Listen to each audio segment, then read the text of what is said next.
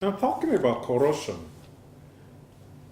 and integrity, we tend to hear that the only man in Nigeria today that has integrity is the president of the Federal Republic of Nigeria.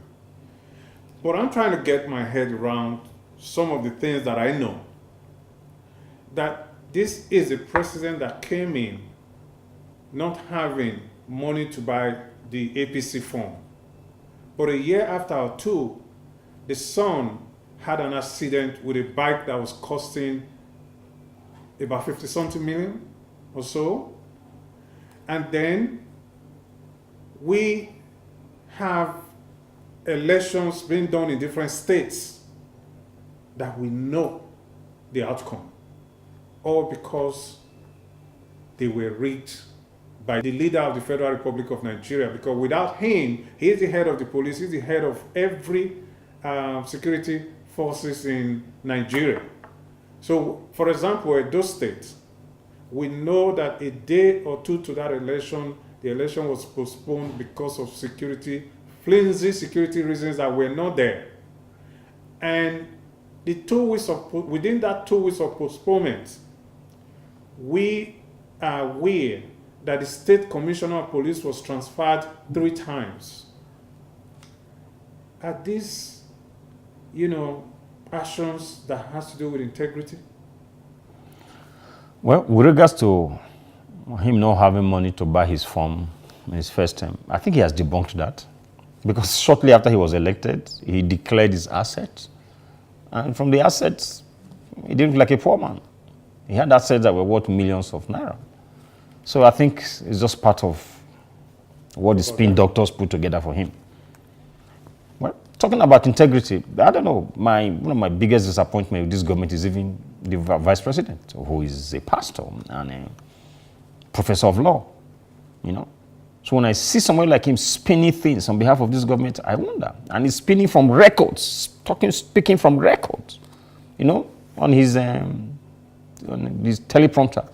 So I don't see any integrity here. I said that before. Everyone around you is doing all manner of things, and you claim you don't know. They claim that the previous administration was very corrupt, but have you traced a dime to the former president? I'm not aware they traced any money to the former president. So what's the difference between the former president, Jonathan, and this one? I can't see it.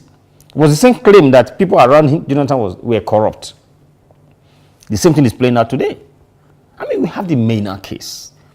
Is anybody talking about Maina today? Maina is in Nigeria. We had the case against the former governor of Edo State. That was an order of mandamus in court.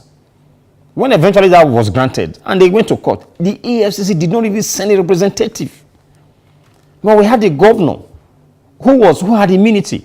Before the ink dried up on the day he was going to leave office, he was surrounded by EFCC in one country. So when you are talking about integrity from where? I don't see it. So my take is the elite should speak up, because I see and I smell danger. I have always said this. There was a story that used to be told by Patu Tommy about how the crisis in Liberia started. It started like this. Now you cannot travel from Ishan to Benin without being wary of what will happen to you. In the last 1 week, so many people have been shot at, others killed, others kidnapped on that road. And it's happening everywhere in this country. And one of the major points this government, when they came in, was security. But how can you have security when everyone is hungry? It's even more dangerous than anything. We do not have any security. We don't have enough security to man this country. We have said here from the house, deploy more technology. But that is not happening today. But when people are hungry, they will resort to all manner of things. And then what are we hearing from the government? In the days of the former president, we claimed that $20 billion was missing under the former Minister of Petroleum. But today the president is the Minister of Petroleum.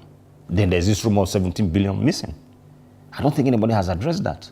I'm not saying he stole anything, but talk to Nigerians.